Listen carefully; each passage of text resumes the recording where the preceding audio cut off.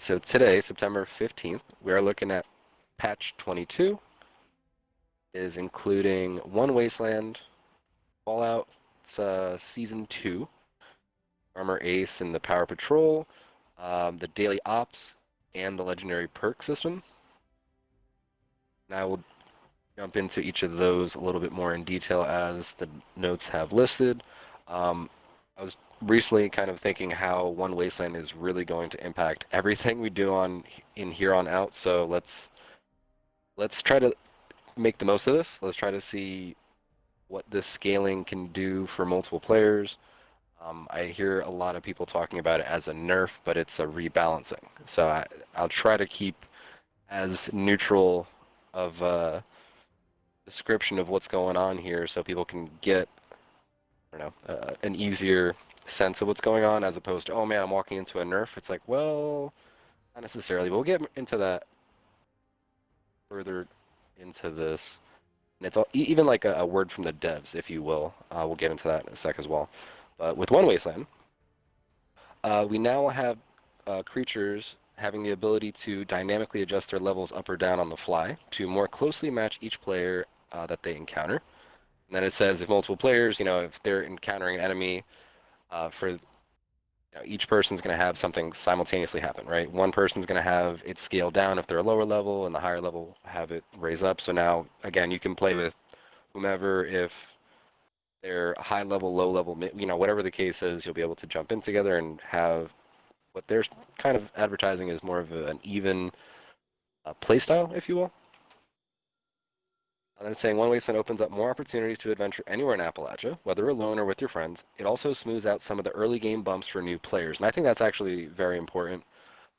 In past patches, and one of the biggest quality of life patches we saw was even something like, fast traveling doesn't cost as much for a low level, and then they get different rewards that kind of help them a little more. So again, it's good to see how they're treating people entering the game, and again, the whole smoothing out the bumps of early game, and really solidifying somebody's playthrough and not getting frustrated because something happens and they're like, all right, I'm done with this game. It's like, well, you get over the speed bumps, so you're in for some good mid to end game. Also, I think this is very important to add, and then we'll be able to get max level loot in previously lower level regions.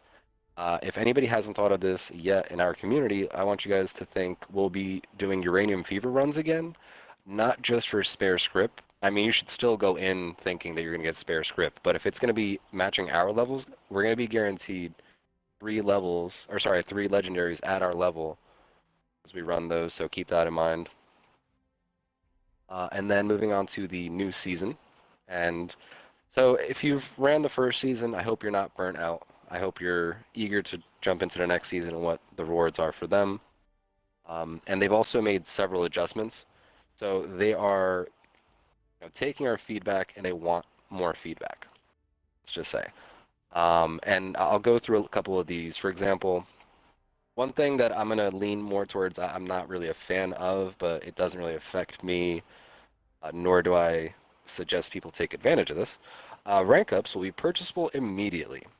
Remember, guys, last time we had a 2-week time frame of not being able to purchase anything. So it says, so those who would like to rank up using atoms can join the fight to crush the Red Vipers, starting today. Well, luck crushing your wallet and the Red Vipers. I really don't think anybody needs to spend atoms on the seasonal challenge. I mean, the first one, the seasonal board, the first season, many of us, even those who started late, managed to get the ability to finish with 100 or very close. I don't think you need to spend atoms, and I don't suggest thinking about spending atoms until it's the very last portion of it. Let's say like a couple weeks to go, if you're like, oh, I can't do this, or whatever the case is.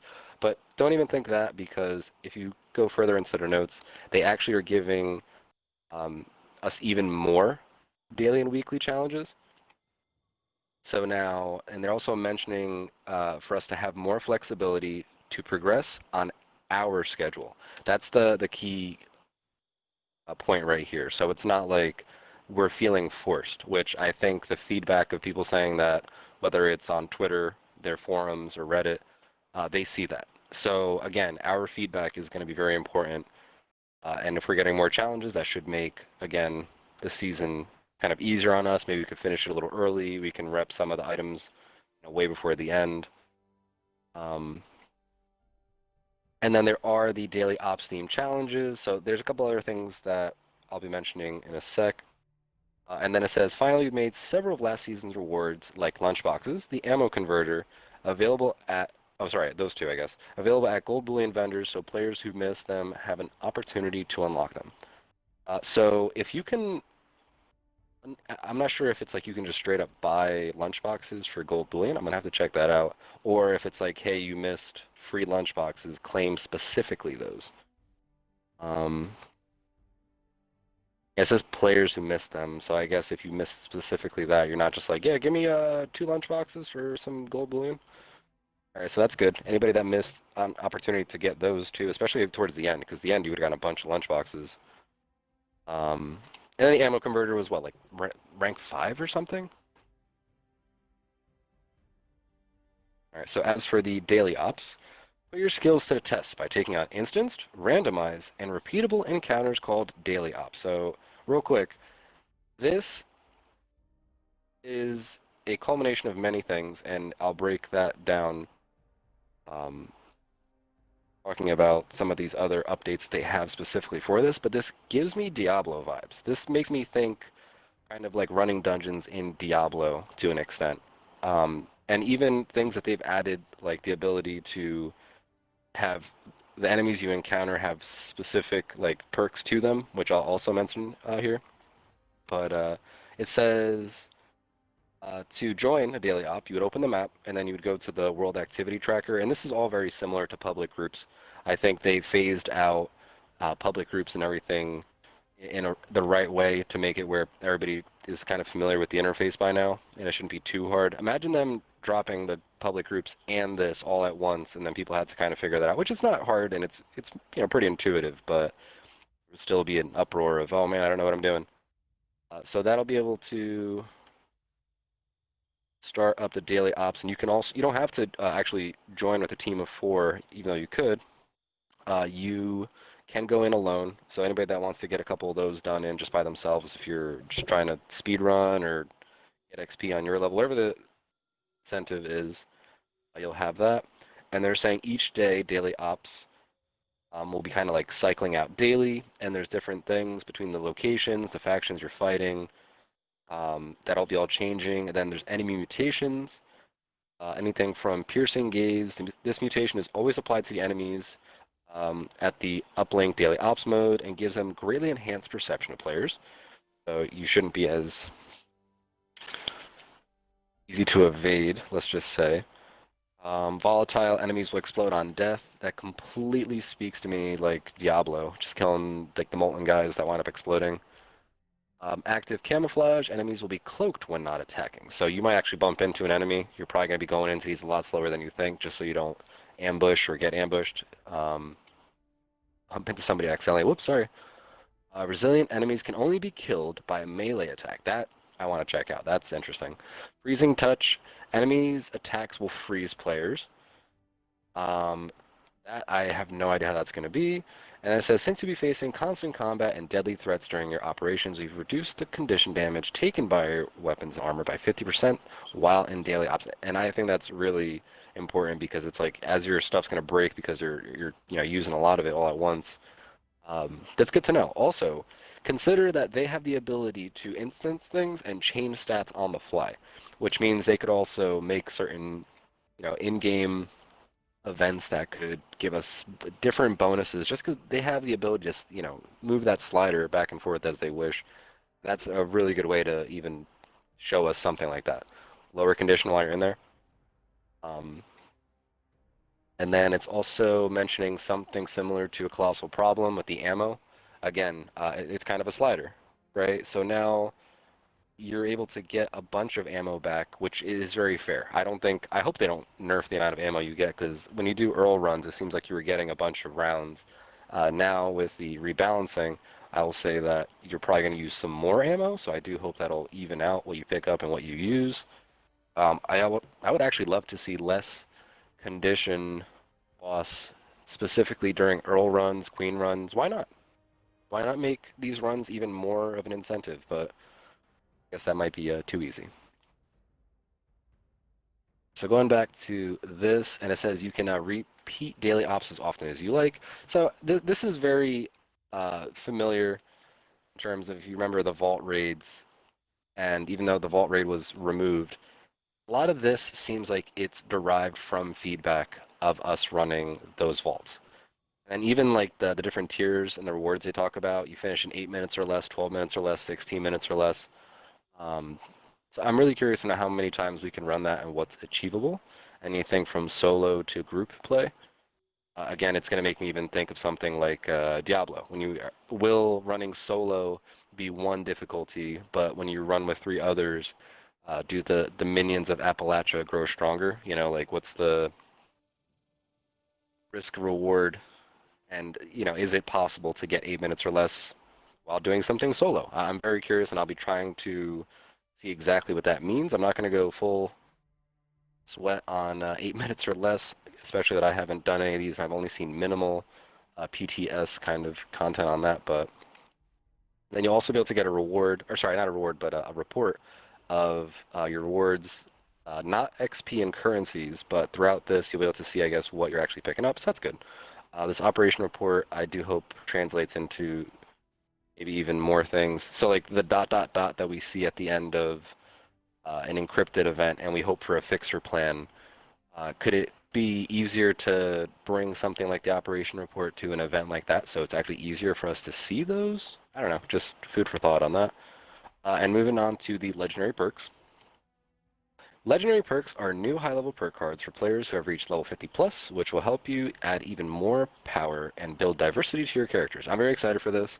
I've seen a good amount of it. I'm very, very grateful for those that run the PTS and then give feedback because these were delayed. We would have gotten these months ago.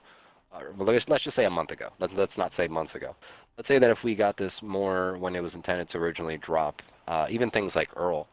I'm very grateful for the amount of time and effort people are putting in as to for actually putting out these things, whether it's like in a private setting or now, they're pushing the public kind of test realm, if you will. And this all, again, is reminding me of how Diablo and Blizzard runs things with like, their game and how they developed their game over time. I don't know if there's actually a Diablo, say, test realm anymore, maybe? In any case, I'm going off track here.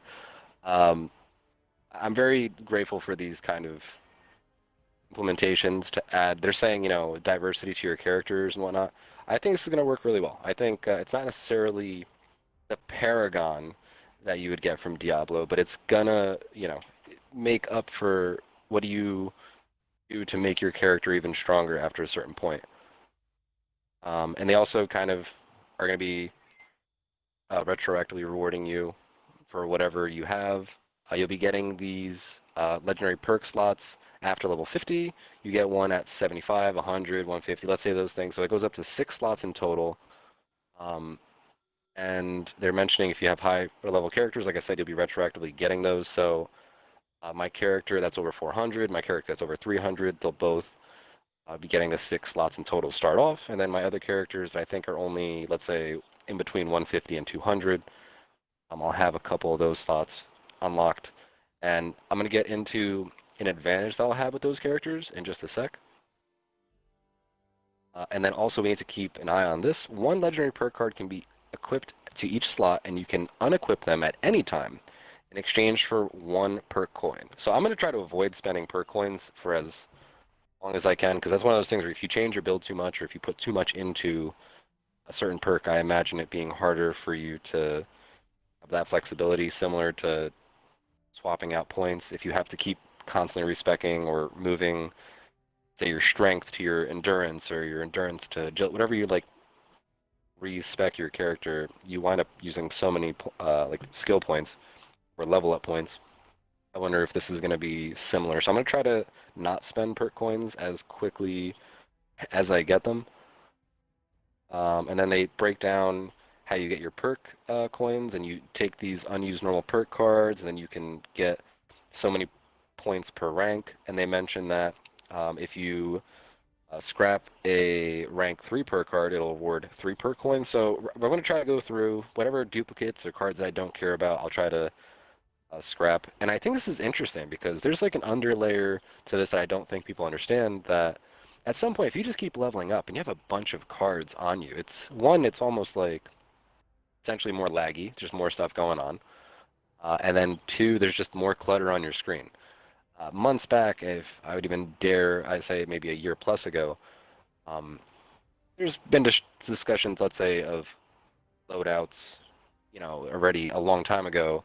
But even something like I mentioned, let's say, at this point, I don't know how far back it was. I mentioned something like, could we just flip over cards? Could we just like only have the cards we care about to the sides? Now I know loadouts is going to be coming, but like, was there an easier way to just move cards out of sight, out of mind kind of deal? And this, to an extent, could be that, or at least you can look at it like that. It's like if you don't really care about that per card, why would you keep it? You're just going to rank it up and then scrap it.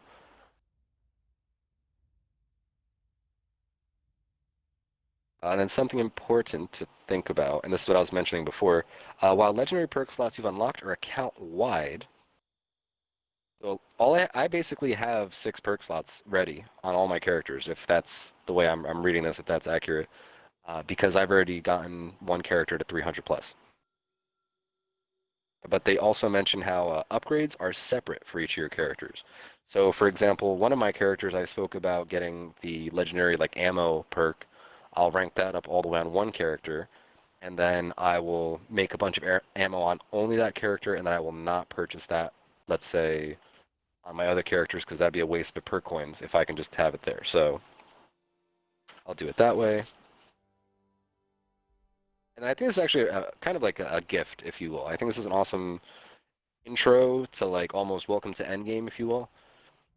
And they say to help give your perk coin collection a boost, we've added a become legendary challenge, and then that challenge, once you hit level 50, you will get 50 perk coins. And everybody that's over level 50 will be getting this on login. If you don't, I would have, let's say, suggested logging out, logging back in, and then it'll give it to you. I'll make sure that my character has it upon login as well. But starting off with 50, I mean, you can start to do something if you're just recently hitting 50. Anybody that's, a higher level, you have a couple hundred levels, or even let's say you're somebody that's 1,000 plus level, you should have more than enough to start flexibly moving around legendary perks. So, but I wouldn't spend too quickly. I would try to say hoard your perk coins and see what you can get, as more of a solidified plan, as opposed to, ooh, this looks shiny. All right, so moving on to design updates. Fast travel is now free to Foundation and Crater. I think that's awesome. I would also say why not have it even free to other larger, maybe more active portions of the map? Why not like White Springs? Why not just straight up White Springs? I wouldn't say the station because then it would be like, why don't you just make all the stations free to fast travel to? Which I guess I'm not opposed to, but not what I'm suggesting. Um, I don't know. Quality of life stuff. I like it. Base of operations. Bonus damage. Now here we go with the rebalancing of sorts, the nerf of sorts. You change the way damage bonuses are calculated, so now they apply additively instead of multiplicatively. Please note, while stacking damage bonuses will now have a smaller overall effect on your damage output than before, these changes will make the resulting damage much more predictable and allow for future improvements. This is very important for the health of the game going forward.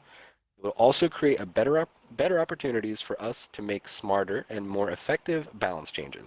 So now it's like, again, the whole idea of if it's additive instead of multiplicative, it's like me and Diablo. I went from being fearful of a hardcore seasonal character, but now we're like hungering for even higher torment levels while we're over here playing hardcore characters, because we start to build our character and we're like, you know what, this combined with this, okay, so it's 400% times 400% times, at some point you're like, okay, I do ridiculous damage. You go from like saying, wow, I can do 100,000 damage to, wow, I can do 10 billion on a crit. Now that's Diablo speak. If you don't know what I'm talking about, it's more, what people have been telling me as, oh man, my bloodied, Deathclaw did almost 3k damage, it did 2.5k damage, and now it's doing, much less. So it's That's because now it's additive.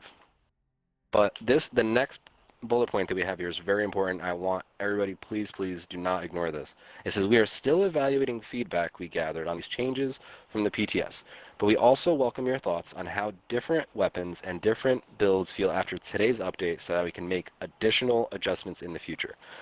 Please do me a favor. If anybody is active on Reddit, their forums, or somewhere that they'll be able to see it, Twitter, or, I would say might not be the most effective way. You're limited in characters.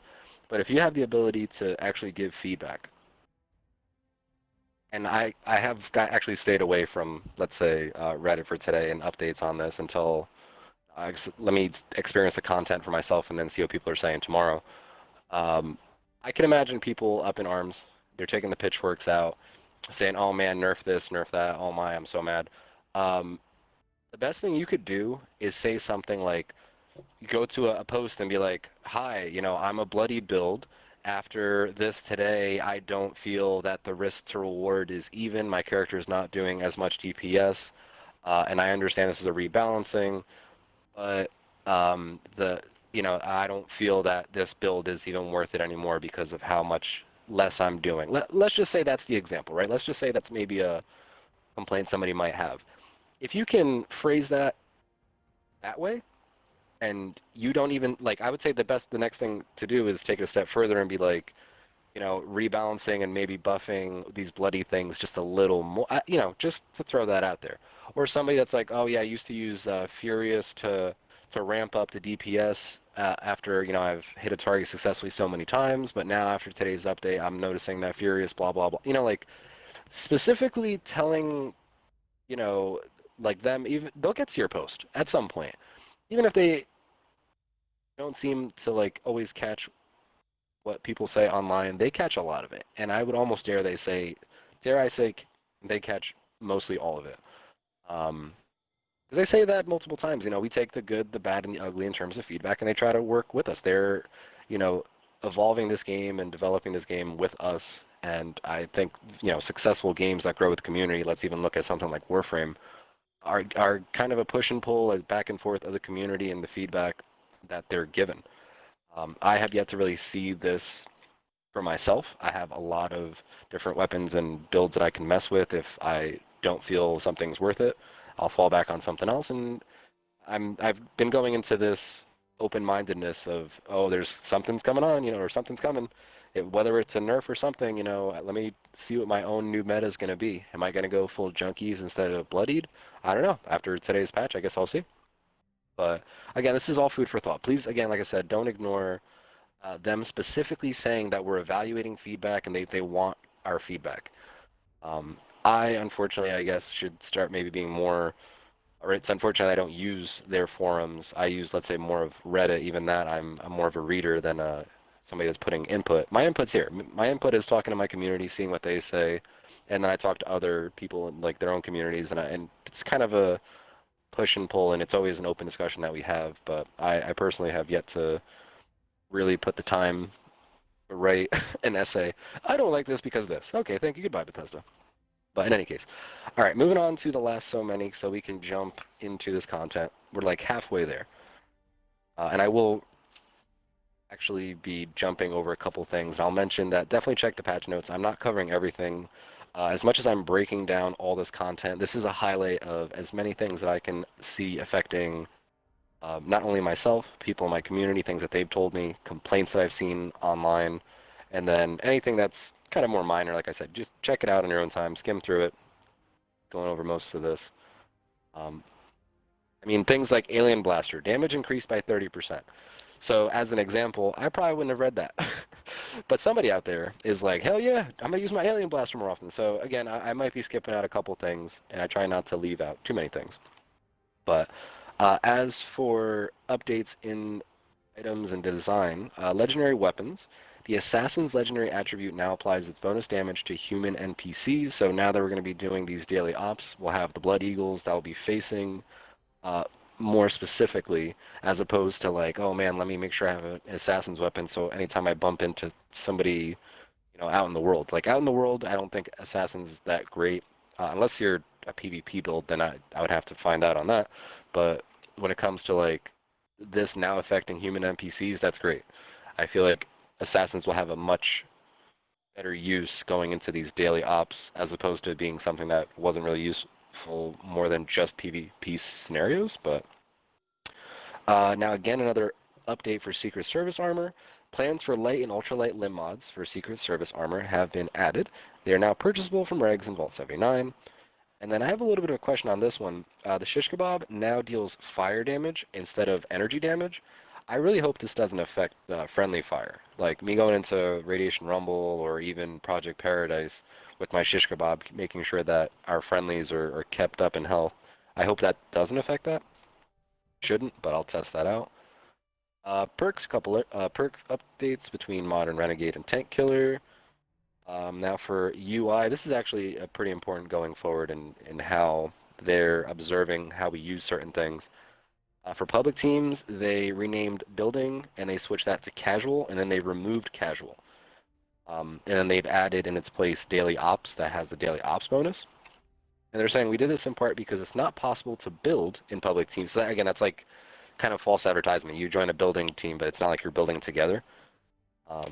And the way they wanted people to use casual, that's how people are using building and kind of jumping in together. Like, hey, we might be doing our own thing, not together, but like we're getting a bonus together. We're gonna probably be jumping in, and you're putting these scenarios where you put people in a sandbox and you just kind of put them a little closer together. You make for better encounters.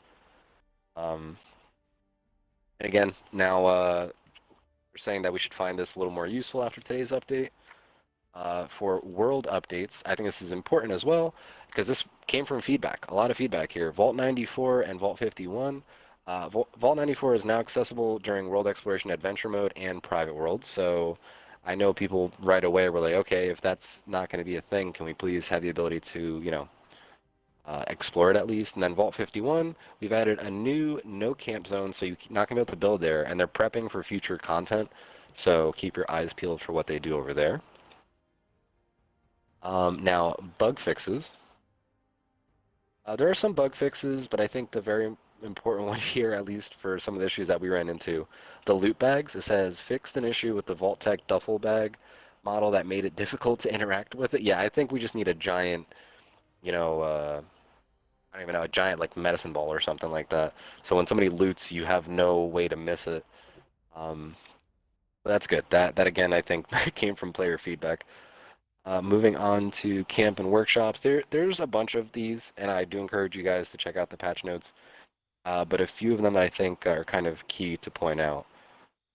Camp. Fixed an issue that could prevent fast travel to another player's camp if the camp owner had the future tech camp skin equipped. I've heard people complain about this, so obviously fixing that sounds great. There's a few exploits. Items can no longer be stacked on objects that are in disrepair. I'm not sure if that's like a merging of items or what. I would say there's not a whole lot of technical camp building stuff that I'm familiar with, so I'm not sure how that's actually affecting people. I just imagine that's like fixing clipping. I don't know. Another exploit, fix an exploit allowing players to build workshop ammunition factories in their camps. Oh man, giant facepalm, guys. Seeing that shit out in public worlds is like, what are you doing, guy? Please note, as a result of this fix, camps and blueprints that contain a workshop ammo factory are now invalid and can no longer be placed. Players will also receive a notification that their camp or blueprint cannot be placed if it contains a workshop ammo factory. Players will also receive a notification if they had more than one workshop ammo factory that they would be banned indefinitely. No, I wish. Anybody out there that's like, boo, Bethesda, you did this? Get out of here. What are you doing? Like, do you not know what you're doing? In any case, let's not rant on what we've seen, because, like, it's one thing, it's like, if somebody does that, and then they do it, like, they build it under the map, and then they hide what they're doing. It's another thing for a bunch of people just loosely like, yeah, I have a dozen ammo converters at my camp. Come shop at my camp. There's been multiple camps that I've just turned away that had good stuff because they had so many things. And I know there's a few people in the community that became conflicted. I know not everybody chose the same as I did to walk away, but I want nothing to do with that. And then the last exploit that I'm seeing here, address the camp budget exploit related to generators. I have no idea. Maybe there was a way to place a generator, destroy it, get more. I have no idea. I'm always finding out about these exploits after the fact. And then I guess the last one, the rainwater collector no longer becomes invisible when destroyed. I thought that was kind of like funny at first, but I'm like, oh, that sucks. If your stuff breaks, you wouldn't even know that it's broken because there's nothing hearing. I don't know. There's some challenges that there's the daily scrapping fertilizer now correctly progresses the collect fertilizer sub challenge for the gather building supplies daily challenge. I don't think I ever noticed the issue with that though. Death and respawn. So they talk about ash and goo piles, but then for respawn itself, they said implemented a fix to reduce cases where players could become unable to respawn after being killed during an event or an interior. Going down to, there's actually a pretty lengthy list when it comes to items and some of these things that I'm skipping over, so I can't encourage you guys more to go check this out, but for an exploit, addressed an exploit in which players could intentionally double the stat bonus offered by unyielding armors. I don't know how to do this. I have no idea. I've never run into this. I've never checked my special midstream and then had some crazy like 66, fucking strength or something like that. I got no idea. Um, equipping fireworks no longer causes players to reload much faster than intended. I never tried this firsthand. I saw like a video, like I guess as soon as it became a thing, cycle where somebody was reloading an LMG and it reloaded in like less than a second, I would say, as opposed to its normal like 15-minute waiting time. Gatling gun. The erroneous crafting item unlock notifications no longer appear when scrapping Gatling guns. I had no idea that was a glitch. I've been breaking down Gatling guns thinking that I'm unlocking stuff. Meanwhile, it's the same, like, I don't know, like 5 out of 6 that I've been sitting on. I'm like, yeah, I got 5. I'm like, oh, maybe I didn't. No, never mind. So that's fixed. An important one also for loot. Enemies that drop contextual ammo can now correctly drop arrows, crossbow bolts, 38 rounds, 40 mil grenade rounds, ultrasight plasma cartridges, ultrasight 2 mil, and then it says instead of random ammo when players kill them with appropriate weapons. So like we're gonna actually get back some of what we're spending. I'm very happy with that. A couple more that they go over. Up and down to mutations, and I didn't really understand the first one. Players can now correctly acquire more than one mutation in a given play session. Guys, I'm not gonna lie. Out of all my characters, even like my most recent level 50, my mule that has a bunch of weapons on it. As soon as that thing hit like 32, let's just say, and I had Search Genes rank 2, I just downed like 10 different serums, and I had not an issue. I know that was a while ago. I don't know if this is a recent bug. I've never heard anybody having issues with that, I don't think. Speed Demon. Fix an issue that reduced stim pack healing while under the effects of Speed Demon mutation. I have no idea if I ran into that. Being bloodied, I'm basically one hit as it is, so I have no idea if that was affecting me. Down to NPCs, and I'm upset that I'm just finding out about this now. It says critters. Critters now cap at level 5 and can no longer spawn as a legendary. I had no idea. I've never seen a legendary 3-star squirrel, nor would I dare to kill it. I would try my best to tame it and then guard it with my life indefinitely. I don't even know. Also for Ohio River Adventures, fish bones will no longer flee from nearby hostiles. That whole place seems to have just weirdness. When you go there and you try to talk to people, they like, it seems like they're just running around for just randomness. Performance and stability, I love seeing this one. They talk about a lot of stuff here between client stability. They even mentioned Xbox One players signing out of their profiles should have some increased client stability. This is an important one. Performance. Fix an issue with the Tesla rifle that could result in poor frame rates for nearby players. So anybody running Earl or Rad Rumble that has experienced any craziness from that, you'll be glad to hear that. And they talk about there's multiple server stability, server performance, things related to vending machines, nuclear winter, even normal gameplay that they've addressed. So that's great. Going down to perks. I'm not really sure about this one. For Class Freak, fix an issue that caused some mutations to not interact correctly with the Class Freak perk card. I'm really not sure what that means.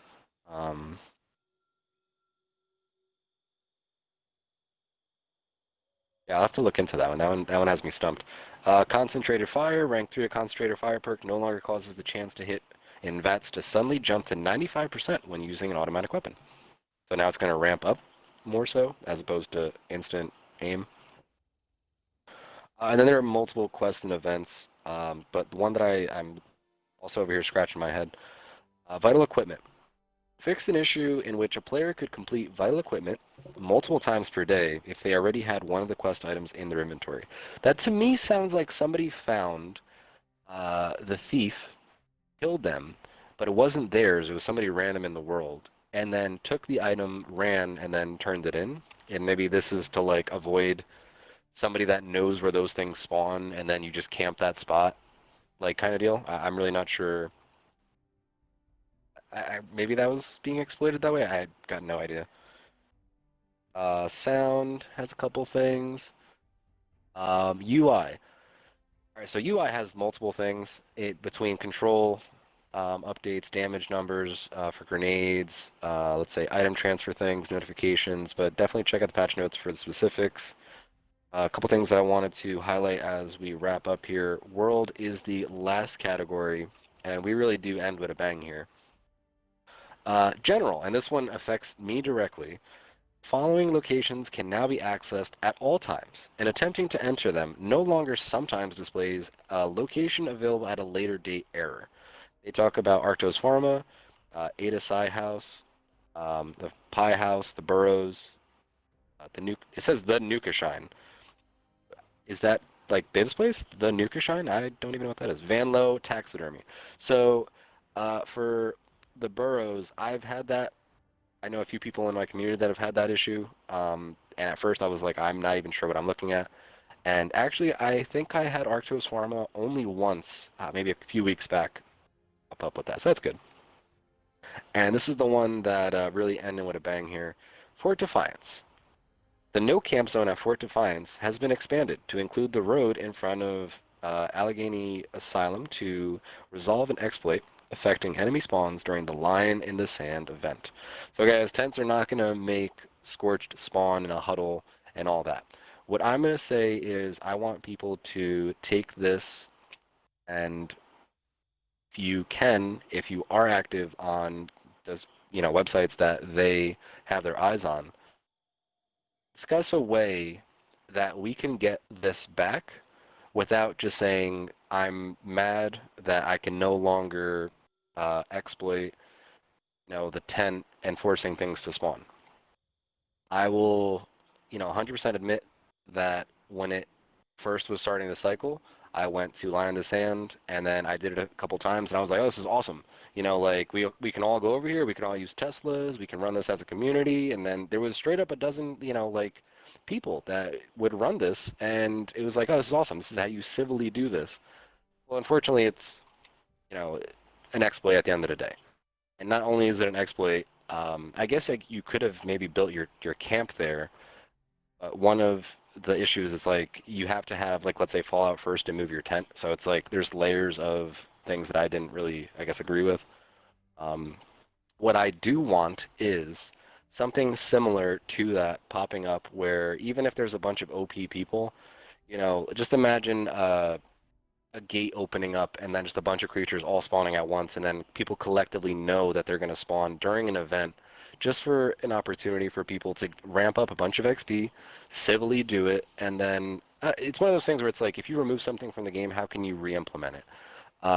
As I was mentioning before with, the Vault Raid, that was removed from the game.